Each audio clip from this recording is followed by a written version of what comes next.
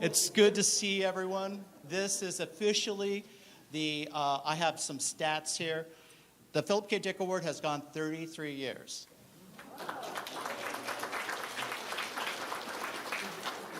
This is the 31st time that it's been presented at Norwescon.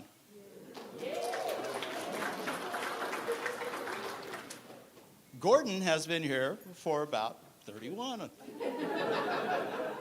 Or sometimes it was David. And I've been here for 30. Was it 30? Really? No, it's 20. Excuse me. Thank you. Anyhow, it's very, very much my pleasure to welcome you to Norwescon and also to the Philip K. Dick Award. Hopefully you're enjoying the desserts we have for you. Did everyone get enough? Good. We are pleased this year that we have all six of the nominees in attendance.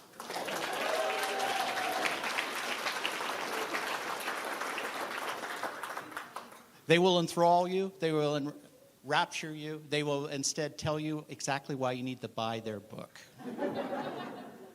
And tomorrow, they'll be able to sign the book that you buy because they will be signing autographs. So go to the dealer's room. I know several of the booksellers, especially the University Bookstore, happens to have them on stock. So don't hesitate tomorrow morning to get your own copy. Right now, I'd like to introduce the chair of Norwescon. And I'm giving Kathleen Bond a chance to get up here.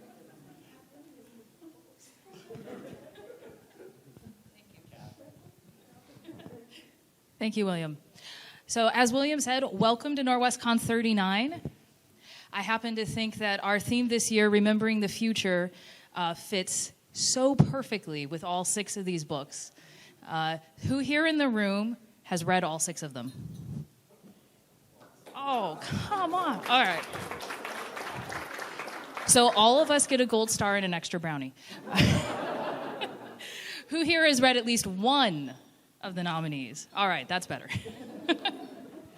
Well, I would highly encourage all of you who haven't had a chance to read all six in the 2 or so months since they've been announced, to read all of them. They are all great books, and every year I like to think that there's a bit of a theme to the books that are up here, and I'd have to say this year, to me, the theme was, what does it mean to be human?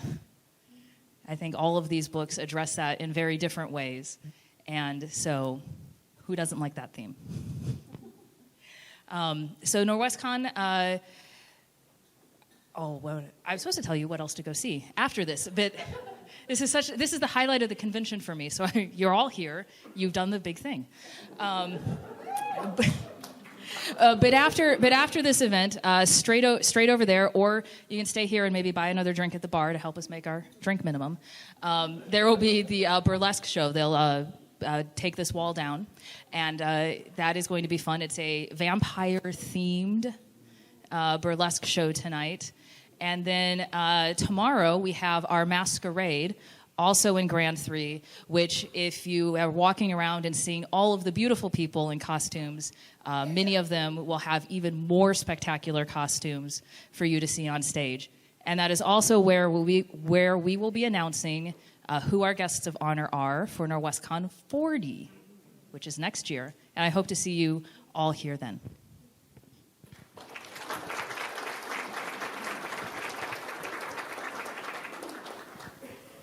It's my privilege and pleasure to introduce Jill Halverson, who is the chair of the Northwest Science Fiction Society. Jill.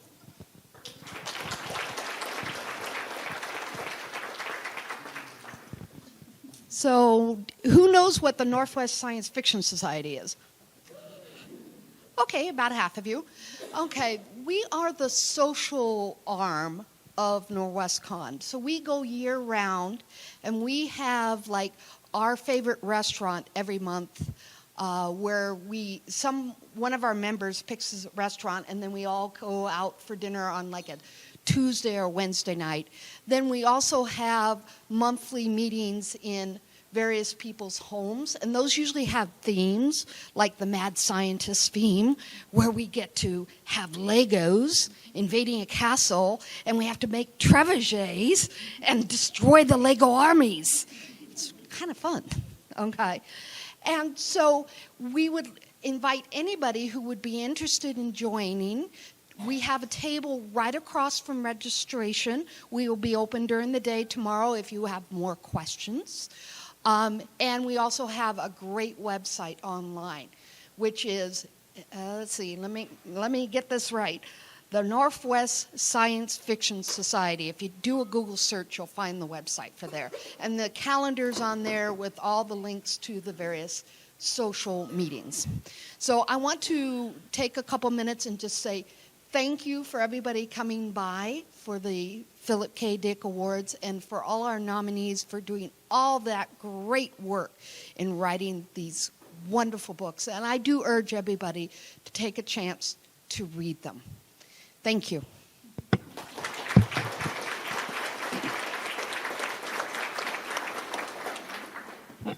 And we always get together about middle part of March, and we argue about the books for one of the socials for the Northwest Science Fiction. So if you like turkey, and I'm talking about turkey, and also to argue about books, it's a good thing to do. So join if you can. I'd like to introduce our administrator, Gordon Van Gelder. Gordon.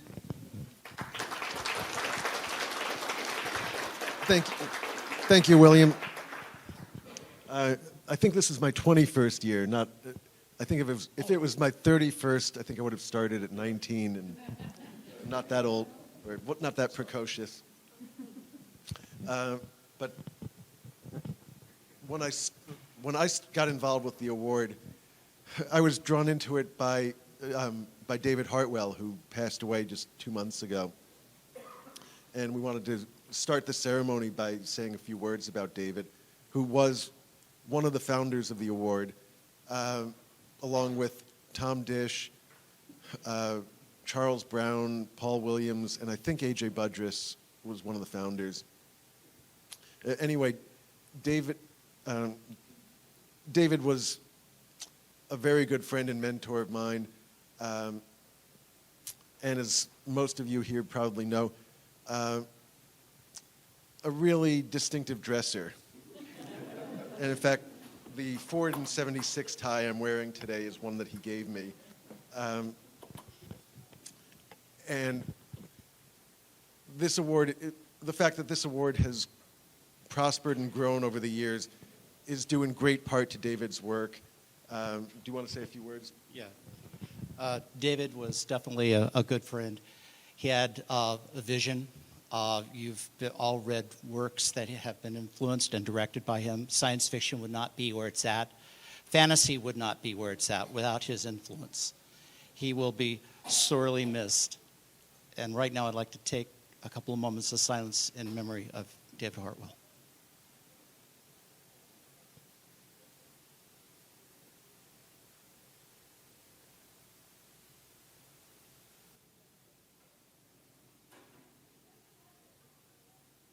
Thank you.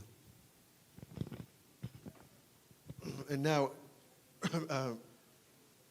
unlike most of the award ceremonies that I attend, we love to give the people in attendance a real good sampling of the actual works that are being honored.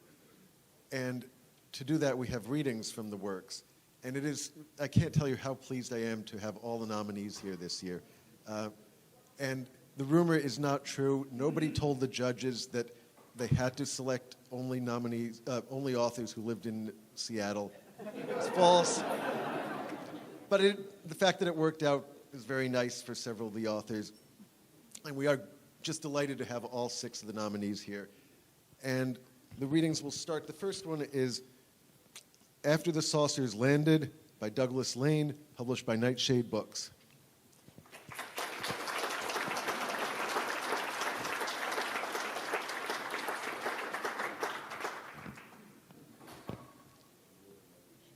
Thank you. Okay, so the title kind of gives it away that the story takes place after the UFOs have landed. But this piece that I'm going to read is a memory that the main character has about what it was like to be a ufologist before the saucers landed. And it is taking place in a sushi bar. he is a literature professor, and he's meeting his wife at an academic party at a sushi bar in New York. So I'll read this to you now. Soon enough, Wilkins was back with another interruption. "Are you going to sing, Brian?" she asked. We had to pick a pop hit, but the karaoke company's catalog was like a phone book. It was in an oversized 3-ring binder, and the pages were falling out. Both of us spent some time flipping through it and writing down serial numbers on the cocktail napkins. Only Virginia spent more time than I did. She kept crossing out her choices. She'd settle in on a choice, find a better, more ironic one, and then she'd put her hand on the back of her neck and point to a title with her other hand that was even better. I'd look, read the title, and pretend to know the song and why it was noteworthy. "That's absurd," I said. "Why do they have that one?" I asked. "Your turn," she said, and they slid the catalog over to me, pushing my plate out of the way. I spent about 3 minutes on the list, and then after considering Elvis Presley's blue suede shoes, briefly held up my hands in protest, my palms facing out. "I'm not going to sing," I said. "Everybody has to sing," Wilkins told me. She came from across the room and left her plate of rice and raw fish behind in order to confront me on this point. "Not me. Everybody." "But I can't pick a song," I said. "If you don't pick, I'll pick one for you," she said. You probably want to pick."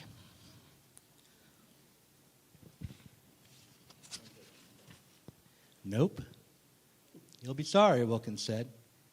And she was right. The terrible thing about the song they picked was that I knew the backstory. "Calling Occupants of Interplanetary Craft" was performed by the Carpenters in 1978, but it had originally been written by another band in homage to World Contact Day. Charles Rain and a few other contactee gurus had organized World Contact Day back in 1953, and the song, originally performed and written by a band named Klaatu, was a tribute and send-up of their effort at psychic communication between we Earthlings and our orbiting space brothers. It seems ridiculous now, but World Contact Day wasn't that different from Hands Across America, I said as the song started.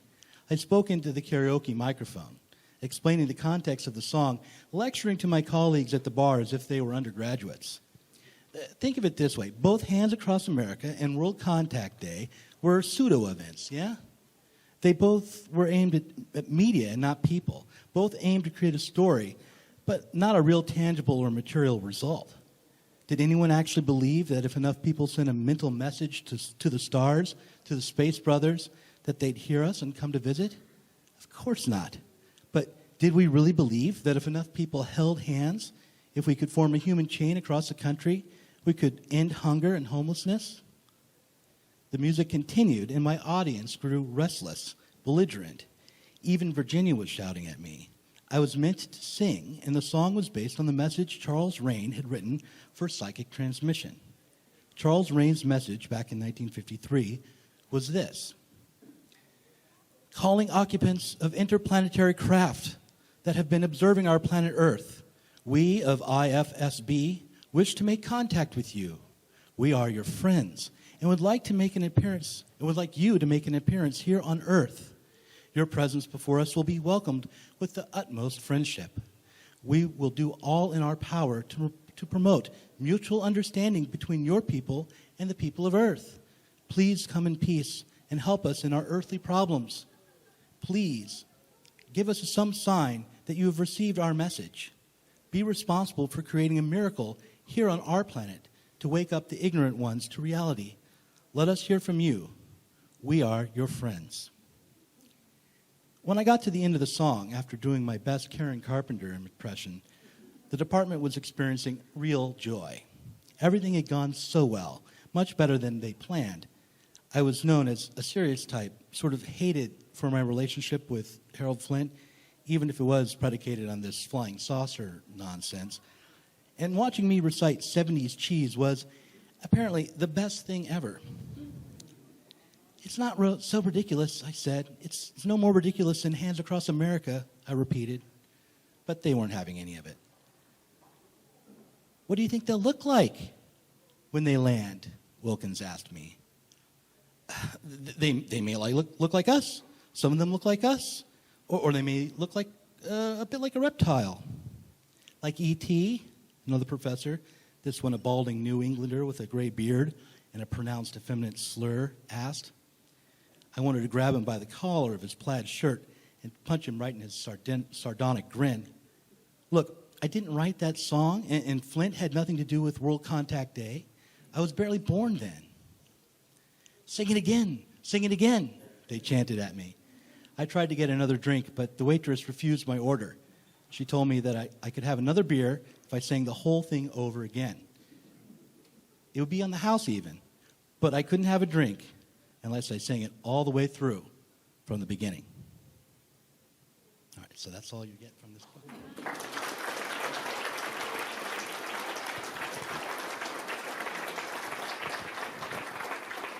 That was after the saucers landed, Douglas Lain. Our next nominee is Apex from Ramez, also known as Mies, I guess, right? Naam? Mez, sorry. And from Angry Robots as the publisher. Mez.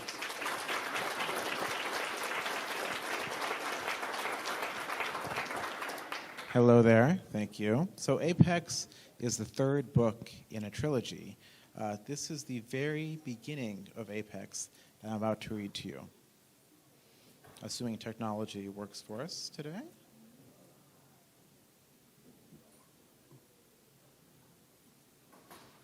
Still assuming technology works for us today.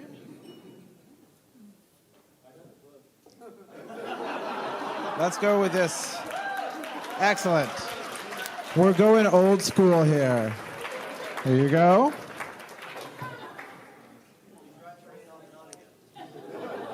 Coming up. This one, power. 1.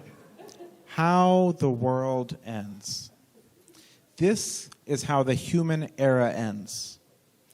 In a cavernous data center, 1,000 meters below the bedrock of Shanghai, lights blink on row after row of meter-high liquid helium pressure vessels. Finger-thick optical fibers route between the metallic gray eggs. Within each one, quantum cores hum in their vacuum chambers, colder than the cold of interstellar space. Entangled qubits are transformed. Information is intermeshed and intertwined in precise patterns. The patterns simulate proteins, ion channels, neurochemical receptors, neurotransmitter molecules, axons and dendrites, ratcheting up in levels of abstractions to whole neurons, hundreds of billions of them, and hundreds of trillions of synapses connecting them to each other. It is a vast network, a simulated brain, once flesh, now digital, once human in structure, now very much post-human. Su Yong Shu. A kilometer above, on the campus of Jiaotong University, all is chaos. Thousands of students rage on the university square, penned in by armed soldiers. Clouds of tear gas linger like fog. Screams can be heard. Discarded signs proclaim, "Down with the coup! Democracy now! Let a billion flowers bloom." A soldier steps forward through the press of bodies. His boot stamps a muddy print onto a hand-drawn flower on a sign waved hours earlier. He raises his rifle to his shoulder and fires. A student standing atop a lobotomized robotic tank topples backward, blood and brain erupting from his suddenly burst skull. A lit Molotov cocktail falls from his now limp hand, shatters against the titanium and carbon composite of the tank's turret, and with a sudden whoop of heat and noise, a fireball detonates across the vehicle and the soldiers and students around it.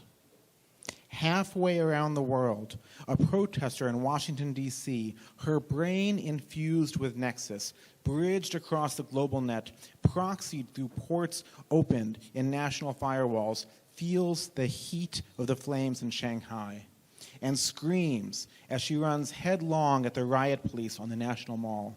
Democracy, she yells. Tens of thousands of other protesters yell with her in voice and mind. Hundreds of thousands, millions, a mob, linked, connected, spanning D.C., Shanghai, Beijing, Detroit, Cairo, Moscow, Rio, and more. Around the world, enraged protesters seize squares and parks, rush government buildings, and throw themselves against police and soldiers. Bolstered and impassioned by the cries of their comrades around the world beamed directly into their minds.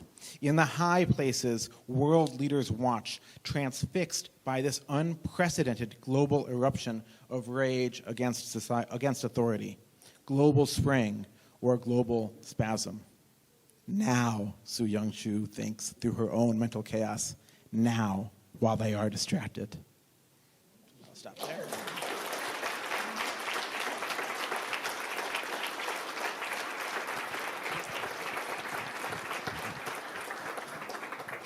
That was that from Apex by Ramez Naam. Our third nominee this year is Archangel by Marguerite Reed, published by Arch Press.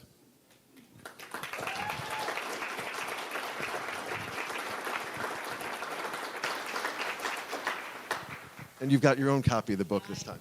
I have my own copy. So apparently the theme this year was what it means to be human. I wanted to take that a step further and explore what it means to be a woman human. This part that I'm going to read has to do with the relationship with the main character, Vashti, with her daughter, Bibi. She trotted ahead of me into the kitchen and got in the way each time I lingered for more than a minute, worming her way between me and the cupboard, the cold box, the nanocycler. Finally, after some words, I set her in her chair and dragged her to a point where she could watch me. I cut up vegetables. Might do like tomatoes, she earnestly informed me. Flashed some seitan nuggets, sliced a few melon wedges, and set them before her. When I watched her, she used her fork. When I had my back to her, cleaning up, she used her fingers. She popped food into her mouth and smiled and wiggled as if nothing could be finer than eating lunch with her mommy in the kitchen on a beautiful spring day. Was I putty? Absolutely. Having a child was a terrible thing, I had learned. I had not believed this when I applied to be fertilized with Lasa's sperm. Not a few people were shocked that I chose implantation rather than farming out the fertilized egg or using a synthetic womb. That was not the terrible thing. Nor were the stares from strangers on the street while I grew monthly, amazing myself and others with my bulk. I still did not believe it when I peeked between my legs as the OB-GYN drew my daughter out of my body and I glimpsed one muculent grayish-pink foot. Not even when Moira finally put her, squinting and snuffling on my belly. I merely believed I had given birth. I did not realize until much later what this had meant. Lhasa broke my hymen. He penetrated me innumerable times. There was nothing sexual we did not try, or at least contemplate. No one would call me a virgin. But until Bibi, I was. Virgin to the universe. From Bibi, the universe pierced me through. There was an old, old story from Earth about a fish woman, a mermaid, who, for love, asked that her tail be split into legs so that she might walk on land. She was given her wish, but every step she took cut her feet like knives. After Bibi, everything cut me, broke me, sliced me open, cleft my soul. I was Bibi's mother. I was also mother to the toddler 5 houses to the west, to the newborn I had seen strapped to her father's back as he trudged off to the nearest hangar for restock. Mother I was to the sober, gangling students in New Albuquerque's one school. Mother I was to the young people who taught them. More painfully to all Eubastis. Mother I was to the animals I killed for men. Everything that crept and swam and ran and flew was mine. From the pseudo-tarsiers prying up the skin of the helix tree for the insects scurrying beneath, to the insects themselves. From the maned woolangari crying at the stars, to the pterahedron folded up like a skin umbrella on her nest in the basalt cliffs. Out in the bush, the image struck me from time to time of sinking my hands into the teeming dirt and rubbing it into my skin, plastering myself with it, of suckling the soft-billed monotremes at my breast, of wrapping my arms around one of the enormous horsetails at the fringe of the arboros and embracing it so tightly I sank into the heart of the tree. I believed I was a little crazy. Believing this changed nothing, not one single grinding day.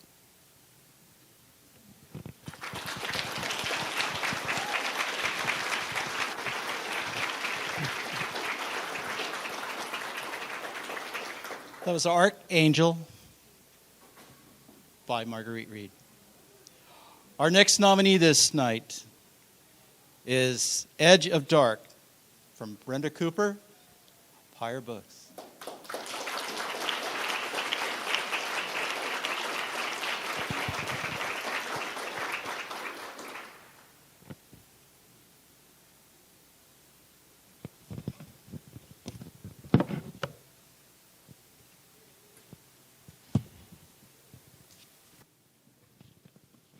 All right, there are three main characters. I'm going to read a piece from Crystal. Crystal hated the dark. She had always hated the dark. Near dark was fine. In the observation bubble, near dark was the worst it ever got. Emergency lighting always glowed in a faint strip near every door and window, top and bottom. But not now. Now the dark was absolute, and no matter how much she widened her eyes or how many times she blinked, it remained absolute. A dark so black that it created a wall between her and anything she couldn't touch or hear. It seemed like hours and hours had passed, but how could she tell?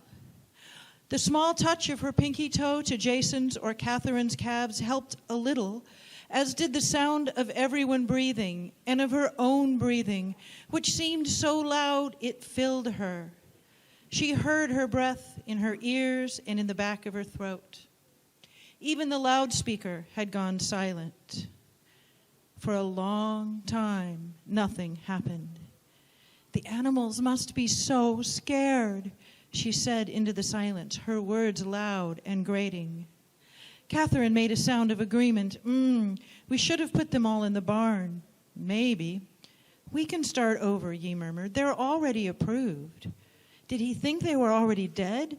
She didn't ask. Unlike the other three, Yi was bonded to the idea of the animals, far more than he cared about the individual animals. Silence fell again. We should put on our suits, Yi stated. Catherine laughed. They'd tell us, surely, if we should do that. Maybe. I think we should do it anyway. There must be a battle going on out there, Crystal mused. Now, as they lay still and helpless, ships from High Sweet Home were probably fighting pirate ships. She didn't actually know what the High Sweet Home military ships looked like, and she had even less of an idea what the ships from the Edge looked like. It wasn't like there had ever been a real space battle, just spats, border incursions that she had never seen. She was certain the ships were big and powerful, maybe like the biggest of Satyana's ships from the deep. That made her think of her friend Nona. I hope this isn't happening on other stations. Stilted small talk continued for a long time. It only made things worse, scarier. When they ran out of things to say, they unstrapped and led each other through the too black dark to the bathroom and back. They sat on the bed and drank water. After they strapped back in, and with a few minutes, Lee succumbed to sleep, snoring softly. Crystal followed him into a place full of unease, her dreams troubled with the images of being tied to the outside of a spaceship. Lights and sound came on all at once, startling her awake. The high sweet home has been captured and is going to be moved beyond the ring of darkness. This process will take some time. Civilian inhabitants should prepare to be moved. The same message played 3 times in a row, and the light stayed on.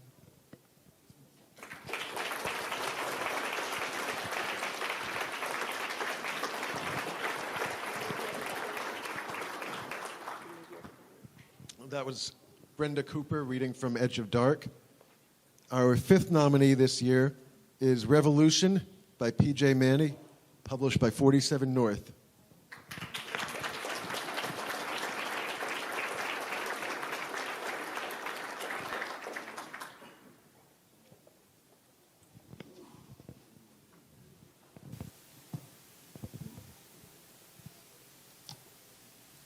Even with glasses. Hello. So actually, let me set this up if that's okay. You'll understand why I chose this section for the Philip K. Dick Award, because it's quite Dickian, but it's near the end. Our hero has infused his body with several surgeries to augment his mind, to fight the bad guys. They've stolen his technologies, and he still has some things up his sleeve. He's just injected himself with 3 kinds of nanomedicine. If any of you follow the works of Robert Freitas and Ralph Merkel, you'll recognize these. Respirocytes, which are artificial red blood cells, microbivores, which kill all pathogens in your body, and macrosensors, which will connect all of the hardwired nanowires in his brain to each other.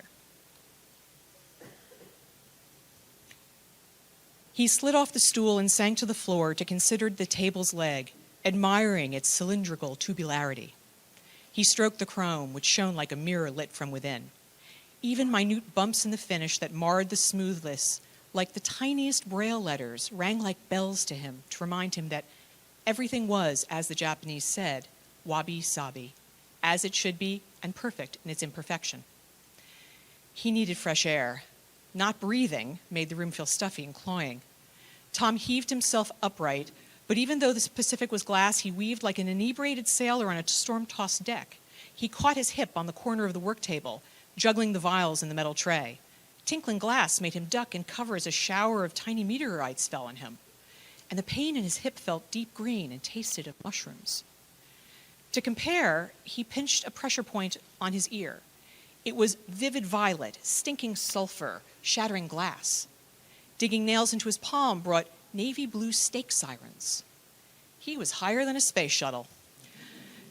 It felt like the cross-wired hallucinogenic effects of hashish or LSD. Now he knew why the animal subjects were subdued after these injections. They were stoned. There were people born with cross-wired senses, synesthetes, who seemed to function normally, although usually it was a couple of senses that fused, like taste and touch, or sound and color. Some people perceived letters and numbers and colors or flavors. He'd heard of no one who had every perceptive input crossed with every other one all the time. But synesthetes didn't have the processing power his brain did. Feeling it was safer near the ground, he crawled on all fours out of the lab, down the corridor, to one of the 3 spiral staircases surrounding the masts on all 4 decks. As he crept up steps like a baby, he could feel his security cameras watching. People would come check on him. He hoped he could speak coherently. Breaking free through the deck door and into the light and air, he climbed onto the top deck to curl around the foot of the mast. Platinum blonde, tangy lemon sun washed his body, and he let himself be as he awaited his concerned crew. He knew who would come and when. The sun sang to him in a high-pitched vibrato like an atonal celestial choir. If heaven sounded like this, he was sure the musical masters Arnold Schoenberg and George Ligeti were up there. The mastic spars stretched above like the limbs of a great tree that gently raked the sky. Their sound was deep, hollow, resounding. Teakwood cradled his body, and the mast urged him to consider its strength as his own. He felt at peace, wholly connected to every inanimate and animate thing. Was this what the Buddhists called Bodhi? awakening that brought unification and understanding of all things that was one? And was the mast his Bodhi tree, the tree Siddhartha Gautama had sat under until he achieved Buddhahood? As Tom predicted, Garrett, the New Zealand-born captain, ran on deck with a female steward, another young Kiwi named Carrie Ann. They carried a first aid box complete with defibrillator. Even before they touched him to check his pulse and pupils, he felt sensual familiarity with them, as they were all appendages of one being and not separate beings. The intimacy was embarrassing, yet oddly comforting, as if humanity really were united. He would never be alone again. Feet pounded on deck, Talia and Ruth. Talia was deep purple bittersweet chocolate that sounded like a 1958 Gibson Les Paul Sunburst electric guitar that only a week and a half ago he had imagined in their bed. Ruth was gunmetal gray, scratchy, like steel wool across a vinyl record, balsamic vinegar. They were an interesting combination, like a sharp purple Mexican mole sauce. His brain spun with jokes, references, analogies, but he didn't share them. They'd be sure he was insane. He looked deeply into Talia's eyes. He brushed glowing swirl foam of bright orange curls from her face and tried to calm her with his thoughts, then took her velvety hand. "Hi," he said.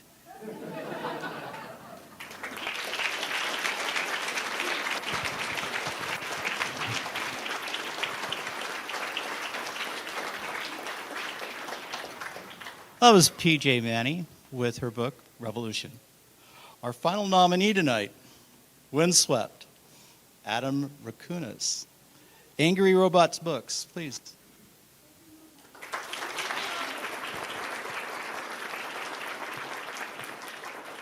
Thank you.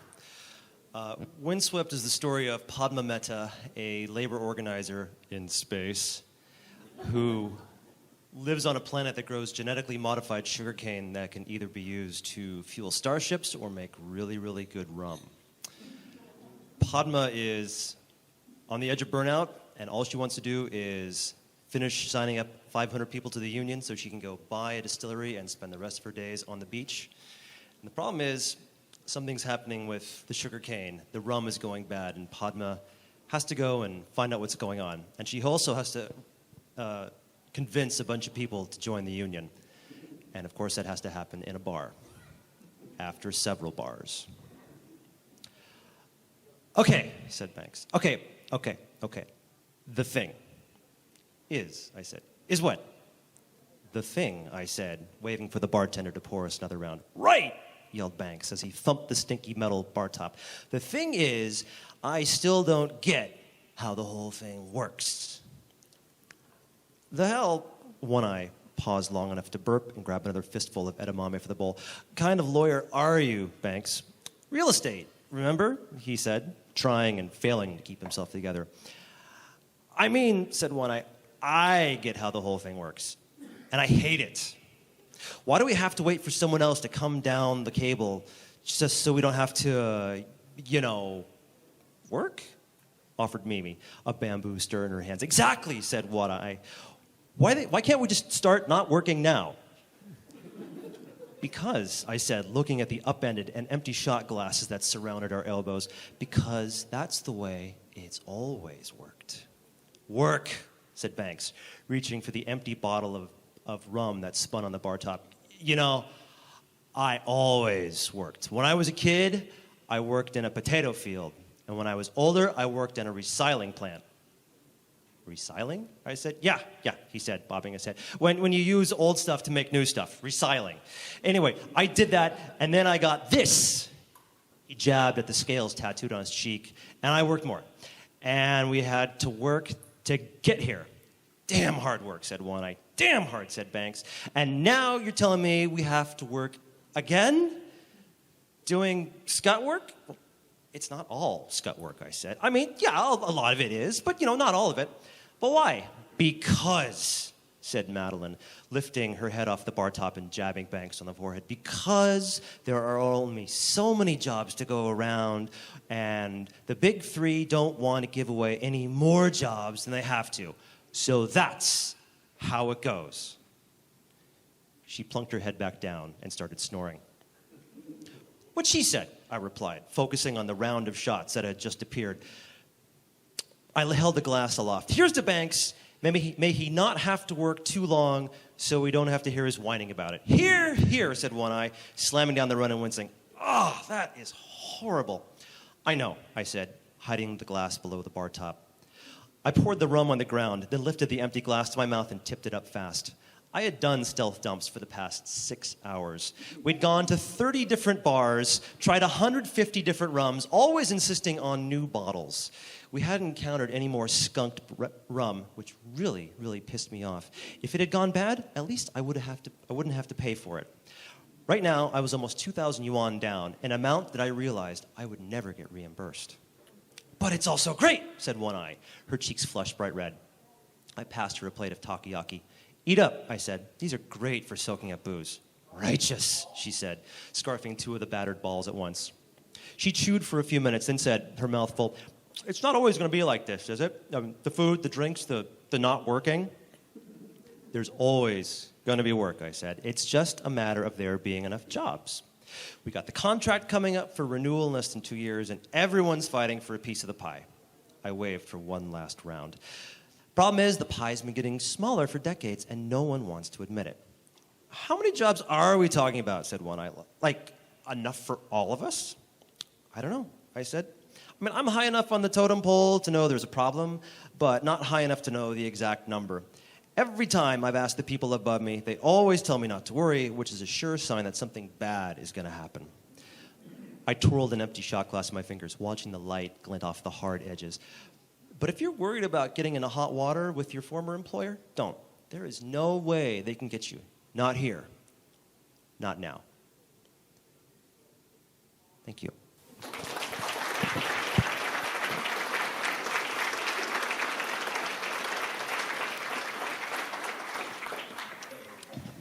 That was from WINDSWEPT by Adam Rakunas. Now, I mentioned earlier who the founders of the award were, David Hartwell, Paul Williams. What I didn't say was why the award was founded. And we will have a panel on Sunday morning, I think at 10 o'clock, to discuss the award a little more for both of you who are interested. But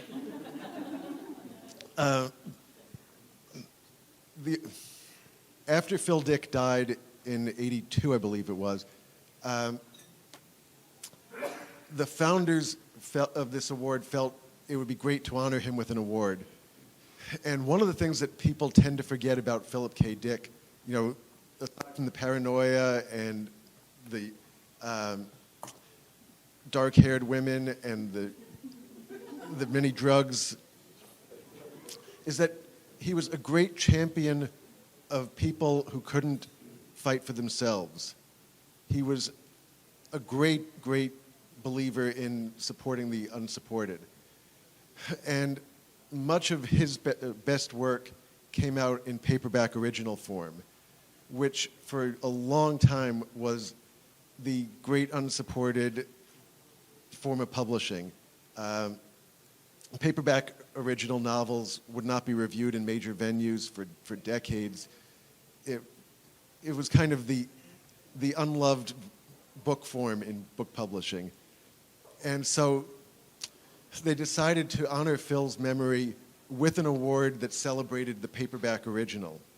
So all of these books, and every book that's been up for this award, has come out originally in paperback form with no hardcover. And personally, I think the award has done a great job over the decades of celebrating works that otherwise get overlooked by a lot of both the publishing world and the general readership. The process, I won't go into the whole process of how the award is selected, but it's done by a jury every year. And the 5 jurors give a great amount of time and put in a lot of effort and never seem to receive enough bribes to make it worth their while. Or if they do, they don't share it with me, which we have to talk about. This year's judges were Eric James Fullalove, James C. Glass, David M. Higgins, Lisa Mason, who served as the chair, and Jack Skillingstead. And Jim's here. I think you're the only judge who's here. And certainly deserves a round of applause for all the work.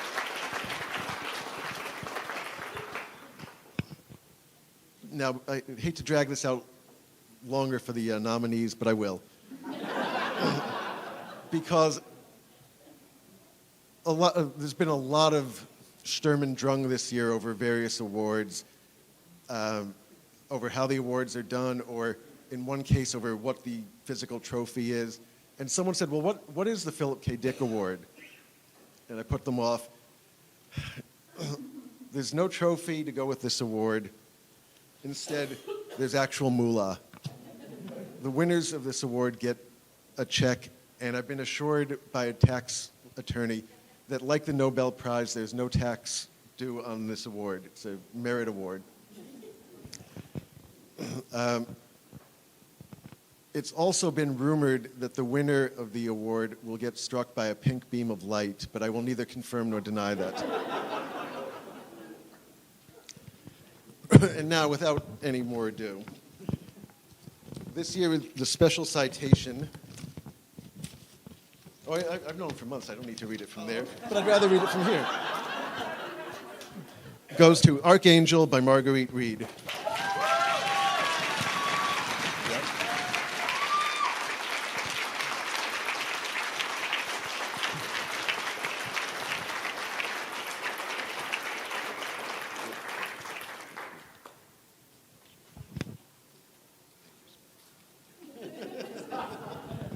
I'd like to thank my publisher, my agent, my spouse, my kids, but mostly I would like to thank Charles Finley. This book would not exist without his support and encouragement. And of course, I'd like to thank everybody who's read it and everybody who's going to read it.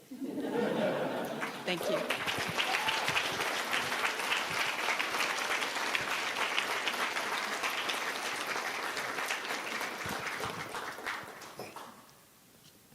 And now I don't have any more ways to drag this out. So this year's winner of the Philip K. Dick Award is Apex by Ramez Naam.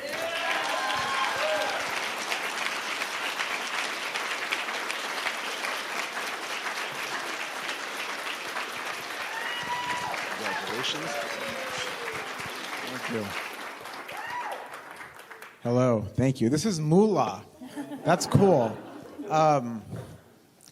I have a lot of thanks. I have to start by thanking my fiance, Molly Nixon, who is my secret weapon. She read every part of this book the evening that it was written in bed. She actually demanded that I would read it to her aloud, and her prints are all over this.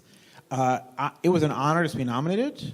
I say that quite seriously, and to be in such amazing company.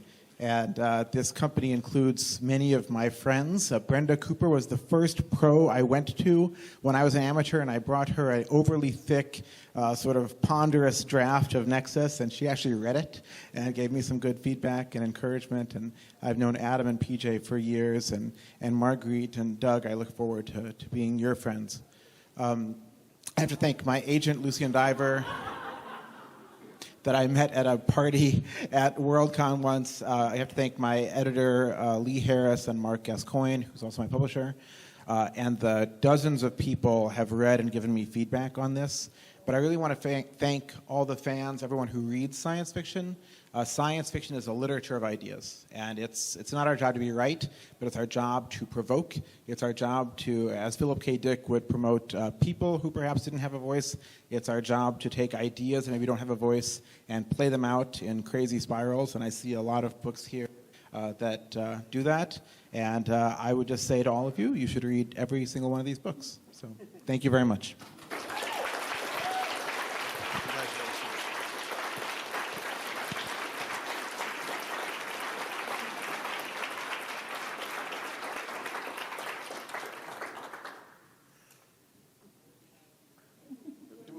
Do you need the nominees to come up afterwards for photos?